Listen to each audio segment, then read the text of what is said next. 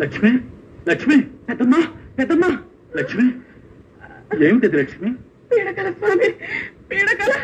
బిడ్డడు కుంటివాడే అమ్మా అని ఆక్రమించినట్టు కలగన్నాను.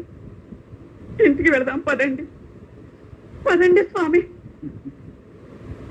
కాదనుకుని బయలుదేరి మళ్ళీ ఆ వ్యామోహంలోకే మళ్ళుతానంటారు. అపుత్రస్య గతిర్నాస్తని లేనివారు లేరు అని విచారిస్తూ ఉంటే ఉన్నవాళ్ళ మనకి కర్మ ఏమిటండి?